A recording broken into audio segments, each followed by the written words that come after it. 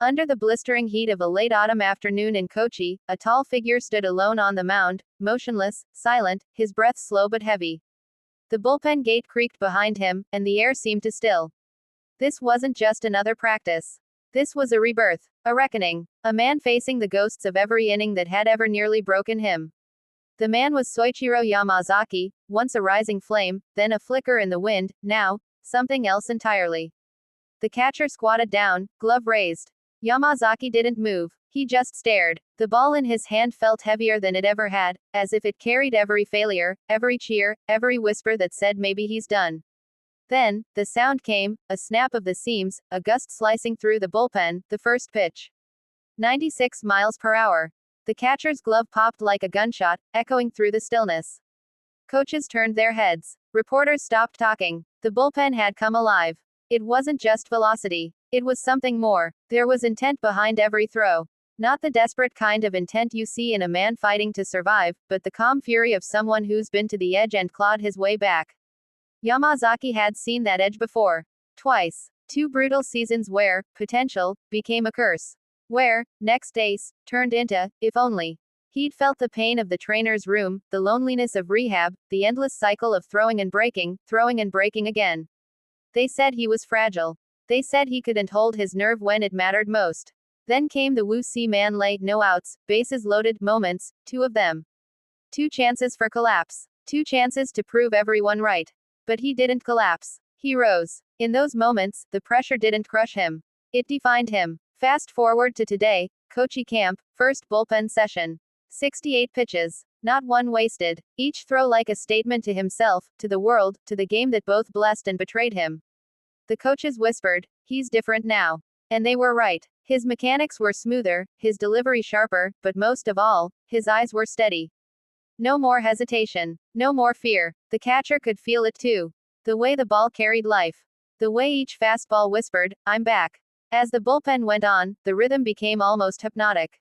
Fastball, slider, splitter, then back to fastball, sharper, angrier, truer.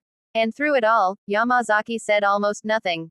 Just a faint nod here, a quiet exhale there. Because this wasn't about showing off.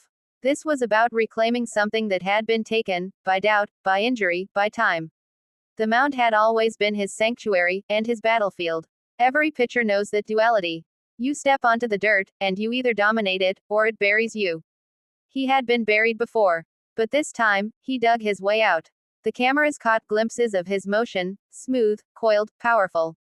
Not the reckless energy of youth, but the matured control of a man who's tasted pain and turned it into precision.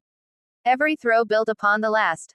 By the 40th pitch, he was drenched in sweat but unbroken. By the 50th, the crowd behind the fence had grown, whispers of, is that really Yamazaki? Floating through the air. By the 68th, when he finally lowered his glove, there was silence. Then, a slow, deliberate clap from a coach who'd seen everything, and knew what he'd just witnessed. That wasn't just a bullpen. That was a return from the ashes. Yamazaki looked up at the sky, pale blue, streaked with late afternoon light, and smiled, barely. A private smile. Because he knew what the numbers didn't show, what the radar gun couldn't capture. That for the first time in years, the ball felt right. Again. That for the first time in years, his body wasn't fighting him. That for the first time in years, he was in control. He said later, quietly, at the end, I felt the power connecting.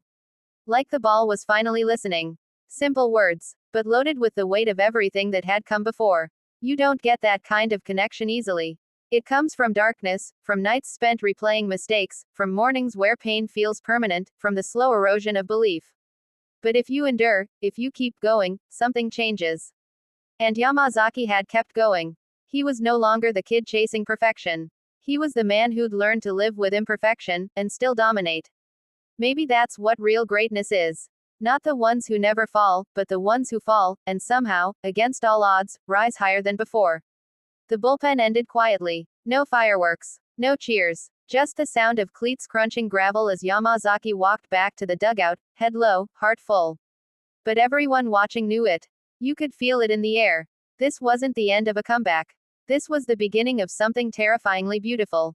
Somewhere deep inside, the storm that had raged for years had finally found its calm. And in that calm, Soichiro Yamazaki rediscovered who he was. Not a prospect. Not a fallen star. Not a comeback story. A pitcher. A man who stands on the mound, stares down the impossible, and throws, because that's what he was born to do. The next time he walks out under the lights, with 30,000 fans roaring and bases loaded, it won't be fear that fills him. It'll be gratitude. Gratitude for the struggle. Gratitude for the silence. Gratitude for the game that nearly broke him, but also gave him the strength to rise again. And when that fastball leaves his hand, clean, cutting through the night like a blade of fire, it won't just be a pitch. It'll be a message. To every doubter, every injury, every whisper of, he's finished.